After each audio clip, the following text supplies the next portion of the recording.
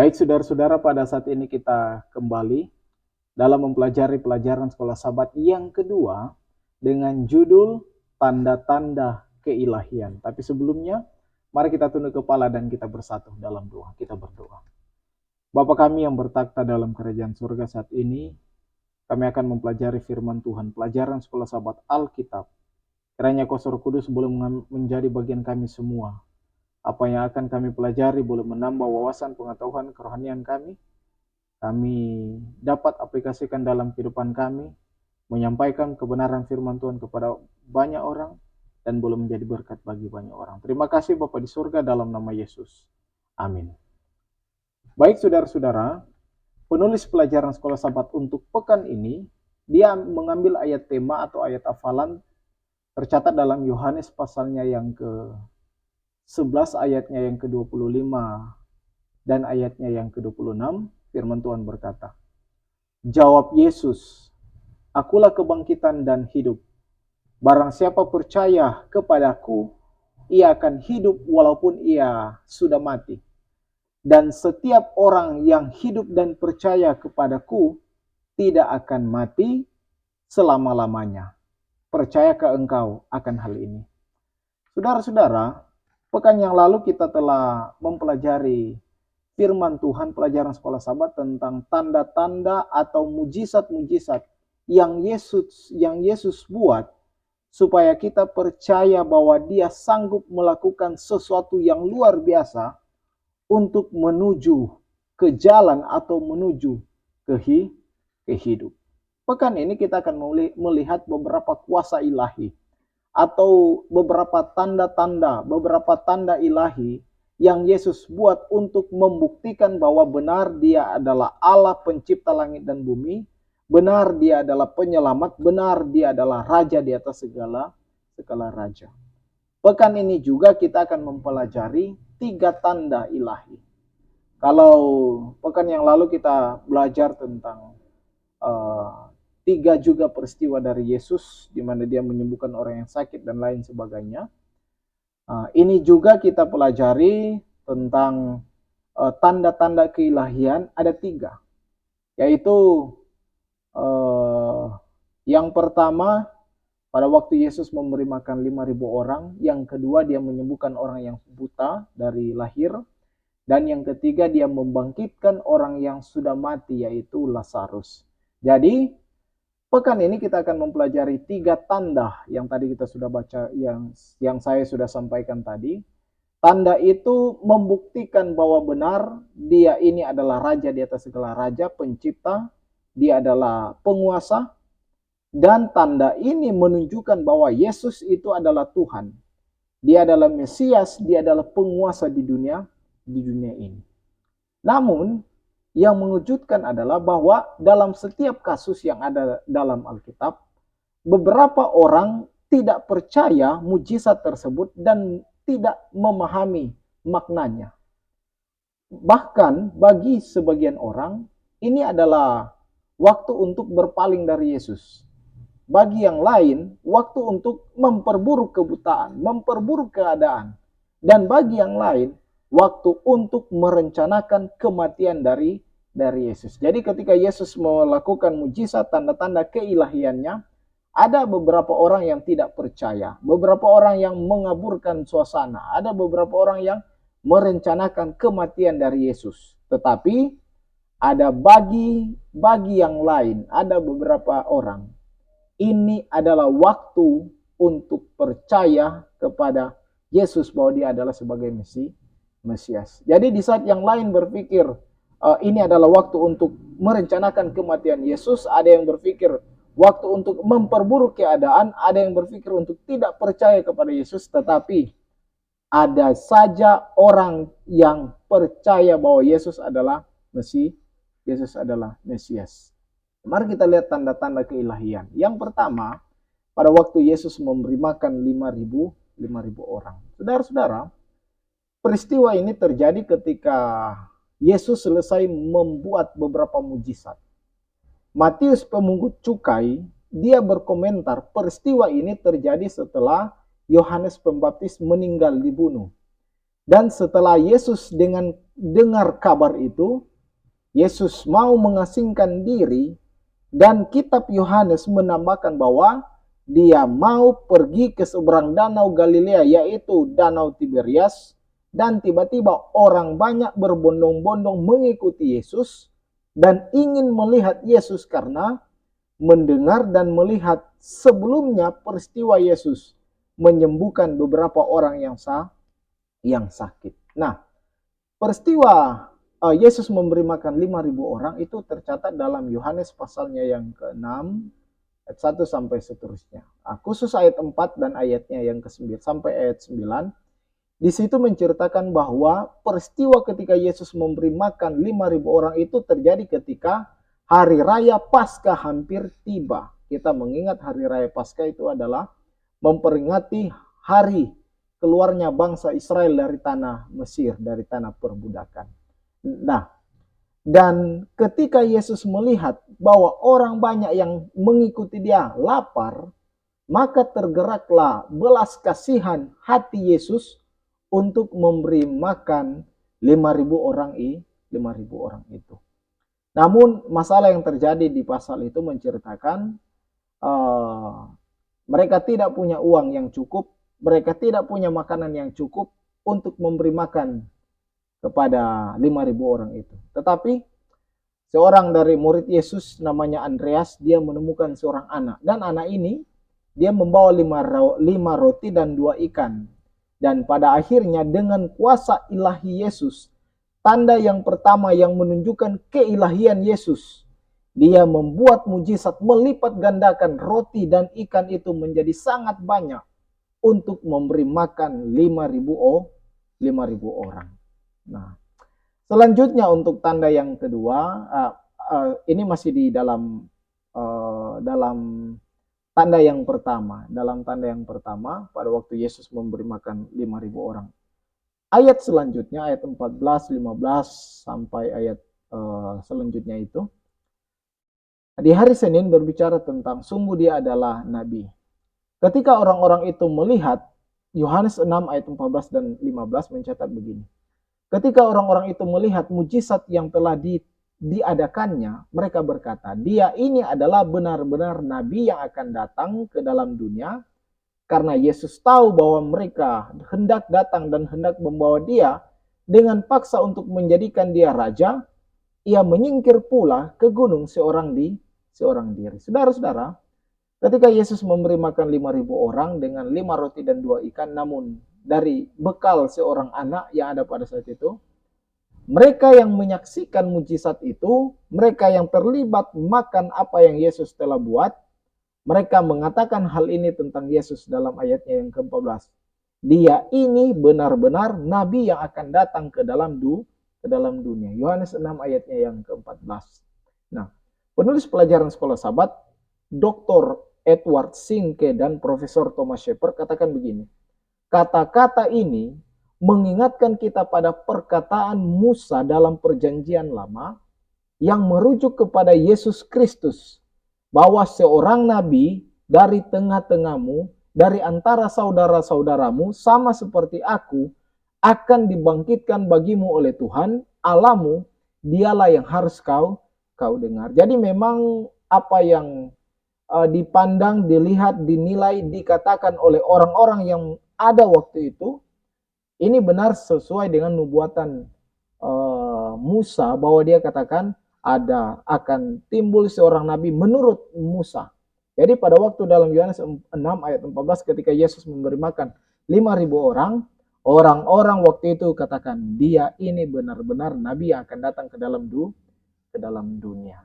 Selanjutnya, orang pada saat itu berpikir bahwa Yesus datang untuk membebaskan mereka dari penindasan kekaisaran Romawi.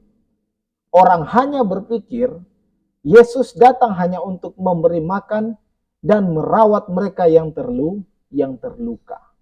Padahal saudara-saudara, Yesus datang bukan hanya untuk membebaskan mereka dari penindasan kekaisaran Roma, tetapi sesungguhnya Yesus datang untuk memberikan keselamatan bagi semua orang.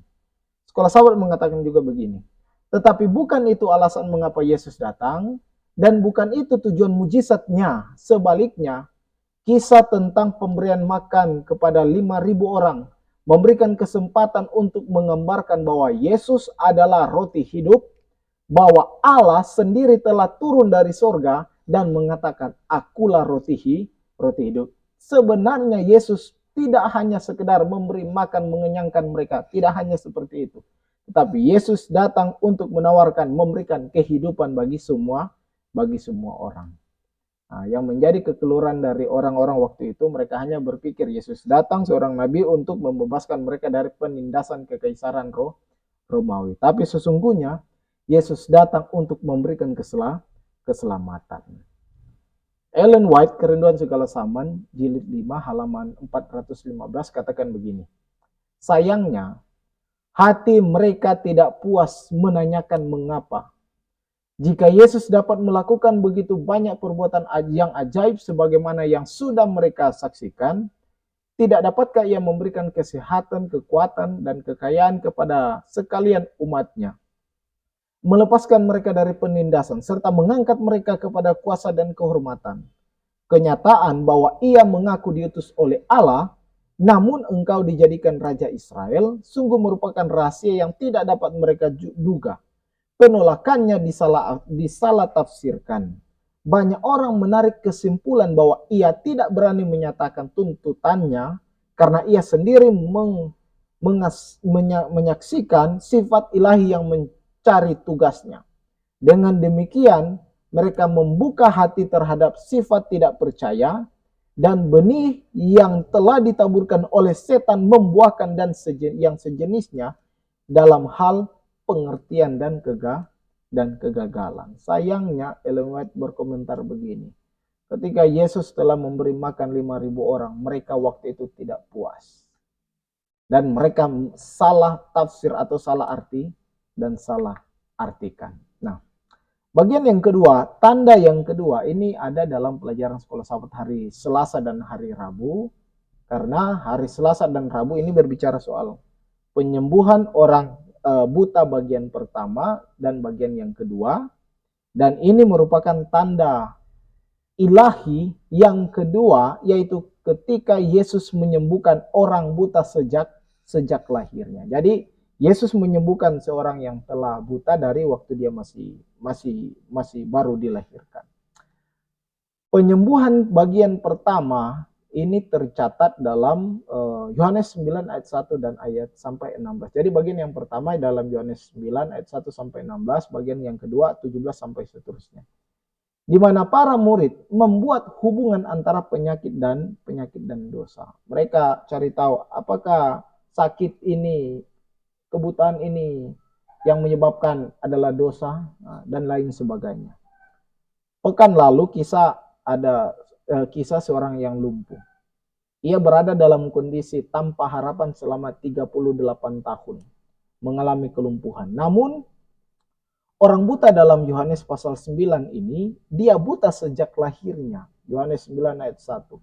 Jadi, orang buta ini tidak bisa melihat apa-apa dari kecil, dan tidak bisa berbuat lebih sudah cukup lama.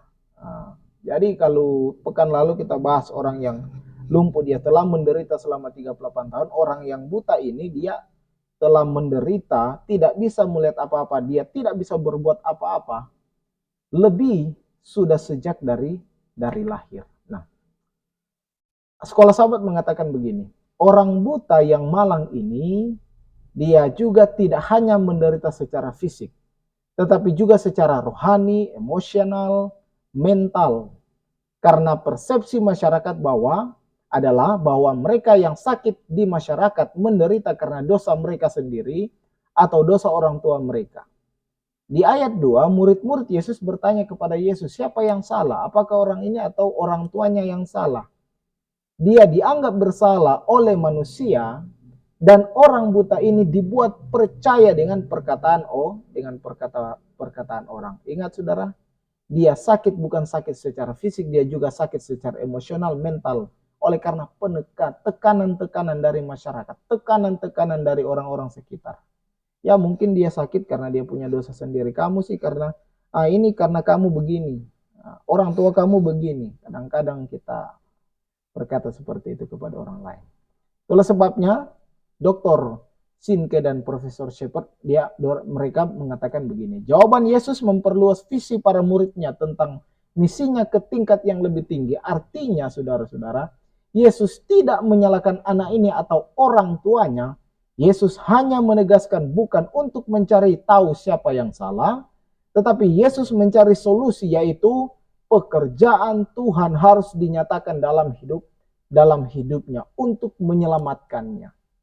Yohanes 9 ayat 14 sampai ayat 16. Firman Tuhan berkata begini. Ternyata peristiwa ini terjadi pada hari Sabat. Sama seperti Yesus menyembuhkan orang lumpuh di Bethesda. Jadi kalau kita baca ayat 14 dan ayat 15, ternyata peristiwa ini terjadi pada hari Sabat. Dan menurut orang tradisi, pelajaran sekolah Sabat yang lalu, Yesus telah melanggar hukum Sabat karena telah melakukan penyembuhan pada hari Sabat.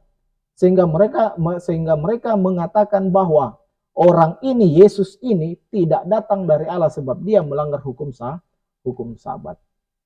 Nah, singkat cerita kita tahu bersama orang ini dia sembuh, orang yang buta ini sembuh, dia bisa melihat. Yang menarik diangkat oleh penulis sekolah Sabat, yaitu orang yang buta itu menjadi semakin jelas tentang siapa Yesus.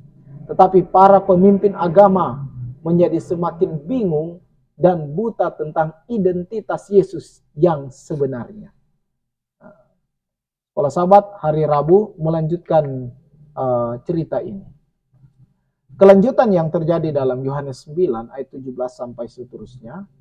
Ketika orang Farisi ahli Taurat sudah tidak lagi berdebat berlebihan dengan Yesus, namun dengan orang yang sudah sembuh itu. Jadi hal menarik. Mereka sudah tidak berdebat lebih dengan Yesus, tapi dengan orang yang sudah sembuh. Dr. Sinke, Profesor Shepard katakan begini, sekolah Sabat. Sebuah pembalikan yang aneh terjadi. Orang buta itu semakin lama semakin dapat melihat, bukan hanya secara fisik, tetapi juga secara rohani. Karena ia bertumbuh dalam penghargaan terhadap Yesus dan dalam kepercayaannya kepada Yesus. Sebaliknya orang-orang Farisi semakin buta dalam pemahaman mereka. Pertama-tama mereka terpecah belah tentang Yesus, Yohanes 9 ayatnya yang ke-16. Dan kemudian Yohanes 9 ayat 29 mengatakan, kemudian mereka tidak tahu dari mana dia berasal. Saudara-saudara, orang yang sudah sembuh, dia sembuh secara fisik dan sembuh secara rohani.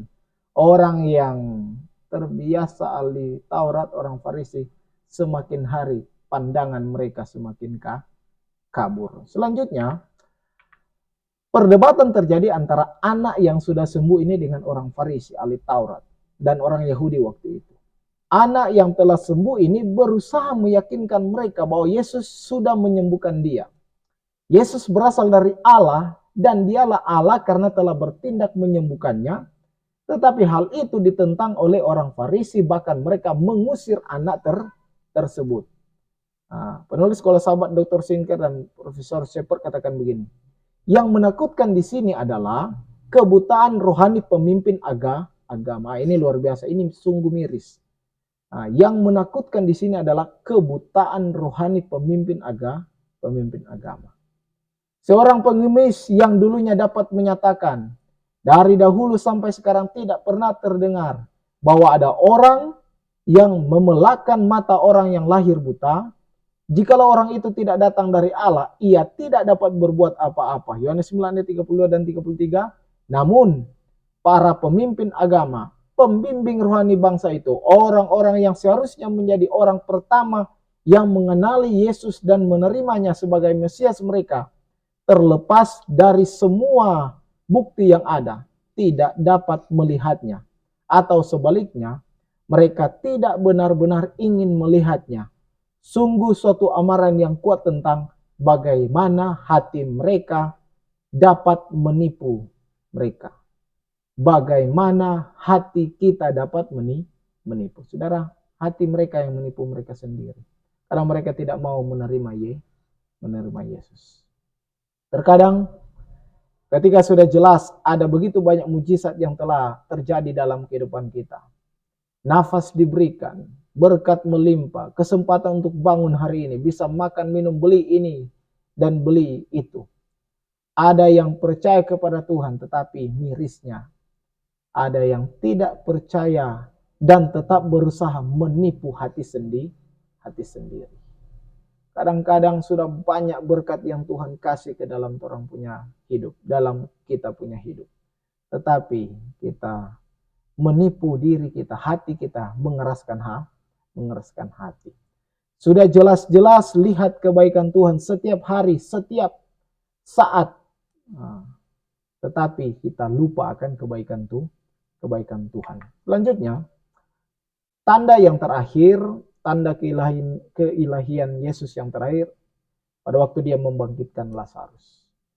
Yohanes 11 berisi tentang kesedihan berita duka tentang sakitnya seorang sahabat yang karib. Jadi Lazarus ini adalah sahabat dari Yesus. Yohanes 11 ayat 1 sampai ayatnya yang ketiga. Yohanes 11 ayat 19, 31 dan 33 berisi tentang ratapan atas kematiannya. Yohanes 11 ayat 35 berisi tentang ratapan saudara-saudara perempuannya bahwa Lazarus tidak akan mati seandainya Yesus hadir dan air mata Yesus sendiri.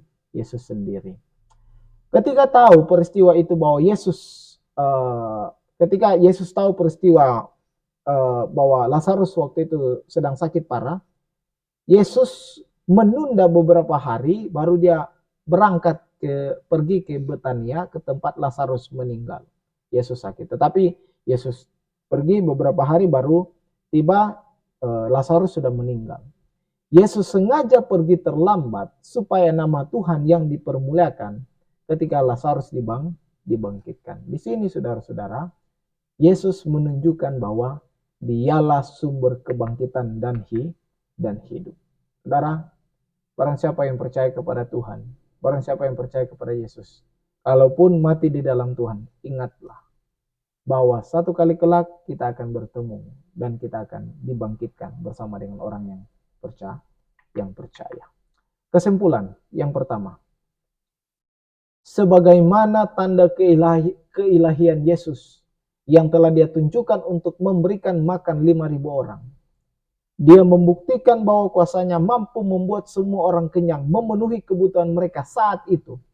Begitu juga dalam kehidupan kita. Yesus yang sama juga akan memberikan kita apa yang kita butuhkan dengan berkelimpahan. Yang kedua, Yesus yang telah menciptakan mata kita.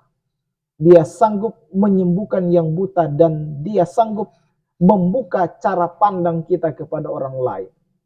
Dia sanggup mengubah cara pandang kita tentang firman Tuhan.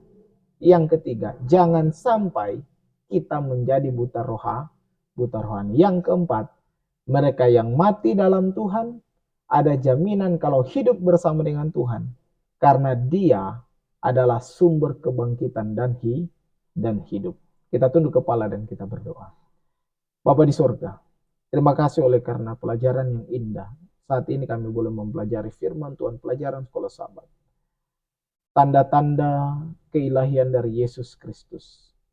Dia membuat mujizat memberi makan 5.000 orang dengan 5 roti dan 2 ikan. Dia menyembuhkan seorang yang sakit, yang buta sejak dari lahirnya. Dan dia membangkitkan Lazarus yang sudah mati. Kami percaya Tuhan. Dengan pelajaran ini boleh menjadi kekuatan kerohanian bagi kami semua untuk tetap percaya bahwa Yesus, Engkau adalah Mesias, Engkau adalah satu-satunya Allah yang luar biasa. Dengan kuasa-Mu mampu mengubah akan kehidupan kami. Terima kasih Tuhan. Ini doa dan permohonan kami dalam nama Yesus. Amin. Saudara-saudara, jika rangkuman pelajaran sekolah sahabat ini memberkati, saudara boleh like, comment, subscribe, saudara boleh bagikan ini menjadi berkat bagi banyak orang. Terima kasih, Tuhan berkati. Tumere.